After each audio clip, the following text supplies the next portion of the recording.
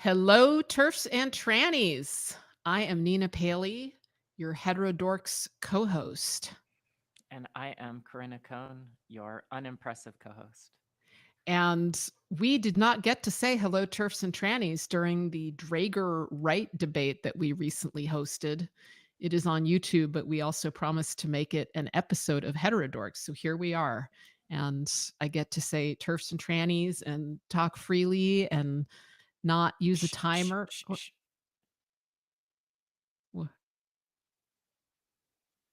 Well, I was just seeing if you were still going to talk freely. Oh, well, no, not if you're shushing me, Corinna.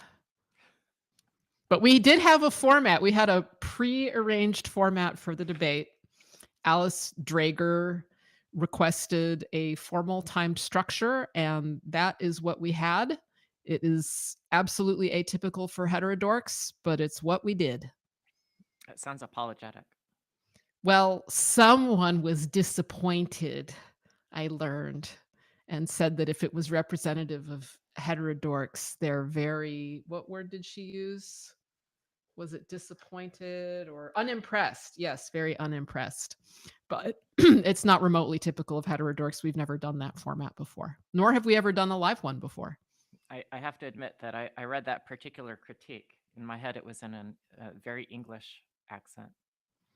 Yes. So the way that we talk now is closer to representative, but really this is a non-representative sample of heterodorks, but it is a debate between Alice Draeger and Colin Wright. The claim they were debating was one that Colin posted on Twitter. It was biological sex is real, immutable, and binary. And when Colin posted that, Alice posted, "Oh, I really want to debate Colin." And then I busted in and said, "We'll host a debate." And then it happened. That's true. I was out of town when that happened, and I was completely shocked when I saw that come across my Twitter. Yep. And it's like when a bird lands on your finger. And I was like, uh-oh, if I react, something will happen. I better keep as still as possible. So we all consented to this. We all made it happen. And I guess we should just play it, eh? Or should we comment on it? Should we talk about our feelings?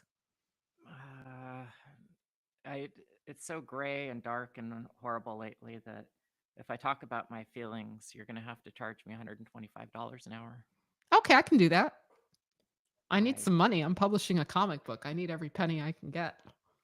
Well, if only our generous listeners would help pay for my therapy, then I would gladly lay out an hour of my troubles for you, Nina.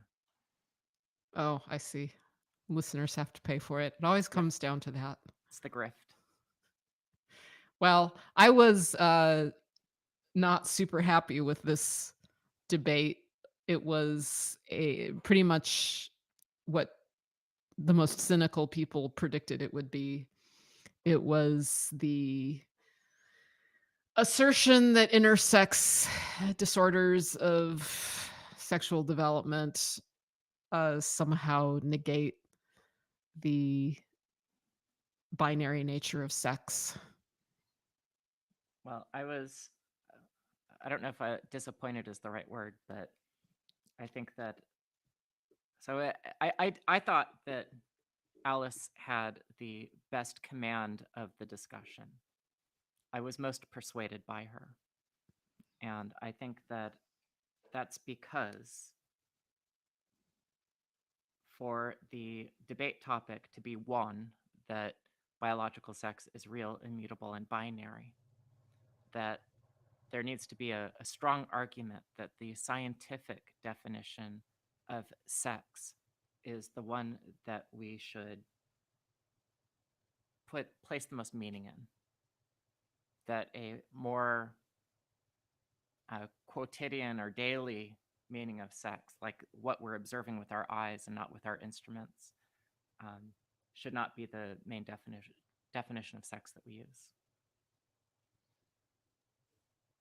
Well, to me, it was just the old intersex. disproves your silly notions of sex. And then another person saying, no, it doesn't. So I don't really feel like anything was resolved. I just feel like the tribes that already exist got irritated by their opponent tribes, and everybody left thinking exactly the way that they did when they came in. Well, for those of you who have not heard this yet, do not let our remarks uh, cause you to prejudge what you're hearing, Or but we they can will just edit anyway. we can just edit out our remarks. We will. Okay, well, it's even better. So Nina and I are definitely interested in what your take on this particular debate/discussion is. So feel free to comment on the Heterodox webpage or reach out to us on Twitter. And I do feel like there was a sort of disservice done to people with DSDs, so I am working very hard to get a DSD spokesperson as a guest on Heterodorks in the future to talk about this. That's great, Nina. I think it would be a good idea to have one person represent all of the views of the DSD community. All right, what more specifically, We need a ally. an adult with complete androgen insensitivity syndrome. Great.